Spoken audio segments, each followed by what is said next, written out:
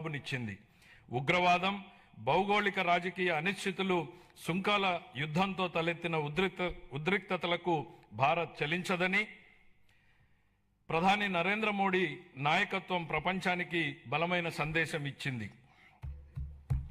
భారతదేశానికి ఆయన నాయకత్వం భారత్ను శక్తివంతంగా తీర్చిదిద్దింది, ఆత్మవిశ్వాసంతో తలెత్తుకునేలా చేసింది. ఆయన ఈరోజు భారత ప్రపంచ వేదికపై సగర్వంగా తలెత్తుకునేలా చేశారు. కాబట్టే భారత్ కి బులంద్ పెహచాన్ హై మోడీ అని యావత్ జాతి మొత్తం మోడీ నాయకత్వాన్ని అండగా నిలబడింది. భారత్ ఎట్టి పరిస్థితుల్లోనూ ప్రజల ప్రయోజనాల విషయంలో రాజీ పడబోదని ప్రపంచానికి అర్థమైంది. ప్రపంచంలో అనేక అస్థిర పరిస్థితులు ఉన్నప్పటికీ ప్రధాని నరేంద్ర మోడీ గారి నాయకత్వంలో భారత్ 8% వృద్ధి రేటును సాధించి సత్తా చాటింది.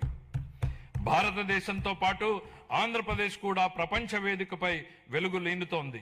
విశాఖపట్నంలో ఏఐ డేటా సెంటర్ ఏర్పాటు చేయాలన్న గ్లోబల్ ఐటీ దిగ్గజం గూగుల్ నిర్ణయం ఒక్కసారి ప్రపంచ దేశాలన్నీ ఆంధ్రప్రదేశ్ వైపు తలెత్తి చూసేలా చేశాయి.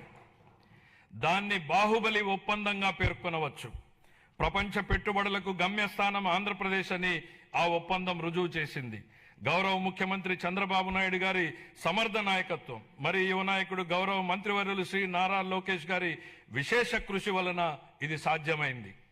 ఇంతేకాదు, రాష్ట్రంలో పెట్టుబడులు వస్తున్నాయి, ప్రభుత్వంపై నమ్మకం పెరిగింది అంటే అది గౌరవ ముఖ్యమంత్రి గారి దార్శనికత పాలన మరియు గౌరవ ఉప ముఖ్యమంత్రి శ్రీ పవన్ కళ్యాణ్ గారి విశ్వసనీయ భాగస్వామ్యం వల్లనే సాధ్యమైంది. ఈ మార్పుకి సారథులు మన రాష్ట్ర ప్రజలేనని మేము బలంగా నమ్ముతున్నాం. 2024 జూన్లో రాష్ట్ర ప్రజలు ఎన్డీఏకి కనీ విని ఎరుగని రీతిలో ఘన విజయం కట్టబెట్టినప్పుడే ఈ మార్పు మొదలైంది. ప్రజలు మాకు వేసిన ప్రతి ఓటు వెనుక వారి ఉద్దేశం బలంగా స్పష్టమైంది. ప్రజలు వారితో పాటు వారి పిల్లలకు సురక్షితమైన బంగారు భవిష్యత్తు కోసమే ఎన్డీఏని అధికారంలోకి తెచ్చారు. గత ప్రభుత్వం పారిశ్రామికవేత్తల్ని, పెట్టుబడిదారుల్ని రాష్ట్రం నుంచి తరిమేసింది. 2019-24 మధ్య అప్పటి పాలకుల నుంచి ఎదురైన చేదు అనుభవాలతో పెట్టుబడిదారులు రాష్ట్రానికి రావాలంటేనే భయపడిపోయారు. పెట్టుబడులు రాకపోవడం, ఉన్న పరిశ్రమలనే మూసివేయడంతో నిరుద్యోగం తాండవించింది. కూటమి అధికారంలోకి వచ్చాక ఈ 20 నెలల్లో పరిస్థితులు పూర్తిగా మారాయి. పెట్టుబడిదారులకు దేశంలో అత్యంత అనుకూలమైన పరిస్థితులు ఇప్పుడు మన రాష్ట్రంలో ఉన్నాయి. దేశ జనాభాలో కేవలం 4.2% వాటా మాత్రమే ఉన్నప్పటికీ ఆంధ్రప్రదేశ్ ఇప్పుడు పెట్టుబడుల్ని ఆకర్షించడంలో మిగతా రాష్ట్రాలని వెనక్కు నెట్టింది. పెట్టుబడిదారులకు అత్యంత స్నేహపాత్రమైన రాష్ట్రంగా నిలిచింది. బ్యాంక్ ఆఫ్ బరోడా నివేదిక ప్రకారం 2025-26 ఆర్థిక సంవత్సరంలో ప్రతిపాదిత పెట్టుబడుల్లో 25% ఆంధ్రప్రదేశ్కు రావడమే దీనికి నిదర్శనం. బ్రాండ్ చంద్రబాబు వల్లనే ఇది సాధ్యమైంది. ఇప్పటి వరకు మనం ఈజ్ ఆఫ్ డూయింగ్ బిజినెస్ గురించి మాట్లాడే వాళ్ళం, ఇప్పుడు గేరు మార్చాం. స్పీడ్ ఆఫ్ డూయింగ్ బిజినెస్ ఇప్పుడు మన విధానం.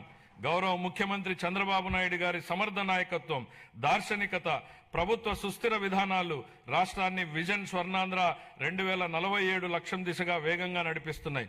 ఆంధ్రప్రదేశ్ భవిష్యత్తుని స్వర్ణమయం చేసే మహాక్రతువులో గౌరవ ముఖ్యమంత్రి గారి చారిత్రాత్మక పాత్ర పోషిస్తున్నారు.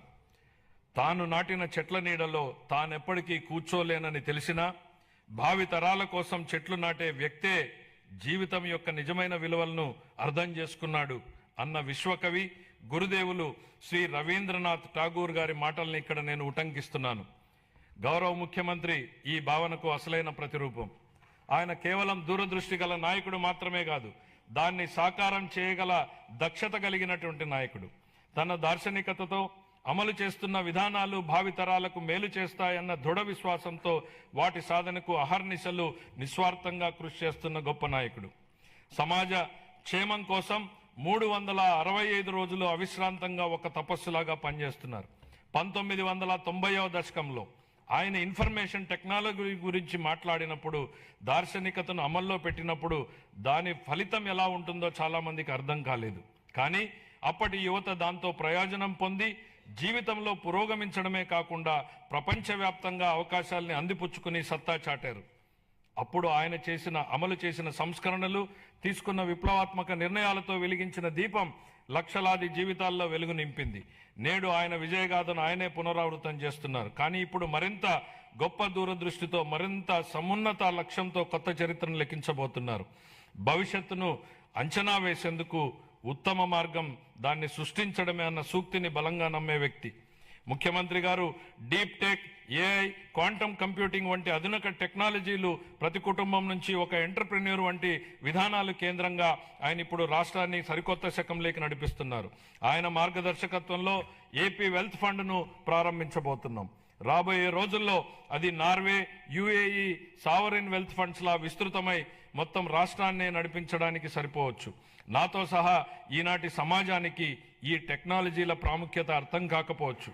కానీ ఆయన ఐటీ రంగంలో చూపిన చొరవ వల్ల 1990లో నాటి యువతరం లబ్ధి పొందినట్టే ఈనాటి యువత కూడా ఏఐ, డీప్ టెక్, క్వాంటమ్ టెక్నాలజీతో భవిష్యత్తు ఖచ్చితంగా లబ్ధి పొందుతుంది.